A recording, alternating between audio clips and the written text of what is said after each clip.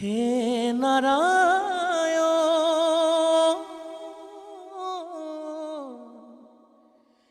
কিনো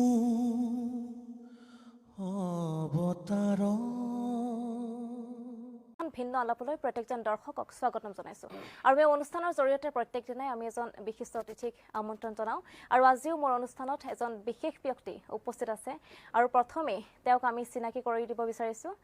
আমাৰ ষ্টুডিঅত আজি উপস্থিত আছে প্ৰণয় দত্ত আসলতে তেওঁক চিনাকি কৰি দিয়াৰ কোনো প্ৰয়োজনে নাই কিয়নো তেওঁ কামেৰে নিজৰ পৰিচয় আসলতে খুব সুন্দৰকৈ দাঙি ধৰিছে আৰু যিসকলে আসলতে ৰঘুপতি চোৱা নাই ৰঘুপতি নোচোৱা কোনো ব্যক্তি যে আছে সেই কথা মই ক'ব নিবিচাৰো কিয়নো ৰঘুপতি প্ৰত্যেকজন ব্যক্তিয়ে চাইছে আৰু ৰঘুপতি যিসকলে চোৱা নাই তেওঁলোকৰ বাবে কৈছো এখেত প্ৰণয় দত্ত এজন খুব জনপ্ৰিয় মিউজিক পৰিচালক সংগীত পৰিচালক আৰু ৰঘুপতিৰ প্ৰত্যেকটো মিউজিক বা প্ৰত্যেকটো বেকগ্ৰাউণ্ড মিউজিক তাৰোপৰি যিটো নাৰায়ণ শীৰ্ষক গীত সেই গীতত কণ্ঠদান কৰিছে এগৰাকী প্ৰণয় দত্ত আৰু এগৰাকী প্ৰণয় দত্তকে আজি মোৰ ষ্টুডিঅত উপস্থিত আছে আপোনাক প্ৰথমে ধন্যবাদ জ্ঞাপন কৰিছো মোৰ বিশেষ অনুষ্ঠানটোত অহাৰ বাবে মোৰ ফালৰ পৰা আপোনাক ধন্যবাদ এটো কাৰণে আপোনালোকৰ ষ্টুডিঅ মজিয়ালৈ আজি মাতি আনিছে হয় সো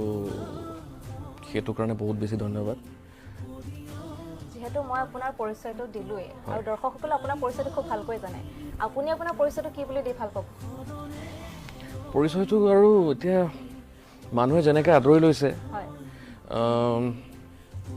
পৰিচয় দিবলৈ একচুৱেলি কি বুলি কম নাজানো মানে এইটো কিন্তু জীৱনটোতো সংগীতেই হয় হেতুৰ লগতে এতিয়া জড়িত কমপ্লিটলি আৰু হেতুৱে কৰি যাম আৰু মানুহে যিহেতু ইমান বেছি আকোৱালি লৈছে এতিয়া ভাবো যে ৰেসপন্সিবিলিটি আৰু বাঢ়িছে সো আৰু দৰ্শকসকলক আৰু ভাল কাম দিব চেষ্টা কৰিম আমিও হেতু আশা কৰো ৰঘুপতিৰ দৰে আৰু নতুন অসমীয়া সিনেমা হওক আৰু আপোনাৰো নতুন গীত আহক হয় থ্যাংক ইউ আপুনি যেহেতু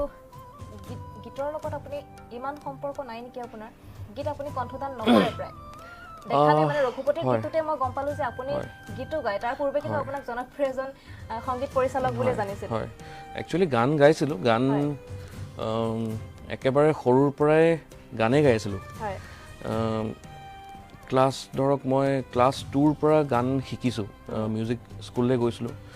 দেউতাই নাম লগাই দিছিলে এখন মিউজিক স্কুলত ঘৰৰ ওচৰৰে হয় সো তাৰ পৰা মই ক্লাছ 9ত মই বিহাৰত পাছ কৰিছো ভোকেলৰ সো তেতিয়াৰ পৰা একচুৱেলি গানৰ কম্পিটিশ্যন তেনেকৈ কৰিয়ে থকা হয় আনুষ্ঠানিক শিক্ষা গ্ৰহণ কৰিলে আপুনি হয় সেইটো মই ভোকেলৰ বিহাৰত কৰিছো হয় সো তাৰপিছত সেইখিনি কম্পিটিশ্যন কৰিয়ে থকা হয় কিবা ধৰক জ্যোতি সংগীত হওক ৰাভা সংগীত হওক ভূপেন্দ্ৰ সংগীত আধুনিক গীত হওক বা বৰগীত হওক লোকগীত হওক তেনেকুৱা ধৰণৰ কম্পিটিশ্যনছ বহুত হৈ থাকে সেইটো অনুভৱেৰে আমি গীতটো এই মুহূৰ্তত শুনিব বিচাৰিছো নাৰায়ণ গীত হে নাৰায়ণ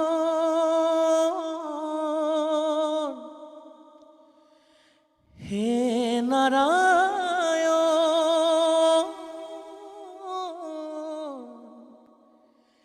কিনো অবতাৰ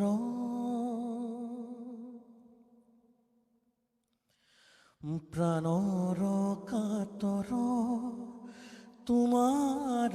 চৰণ জানাজি যত আমাৰ জীৱন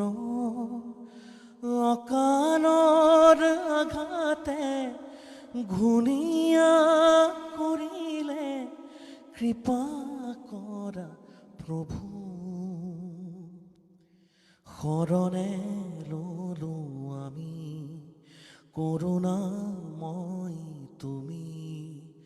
কৰিও পৰাধ ক্ষত গাই হৰি নাম জন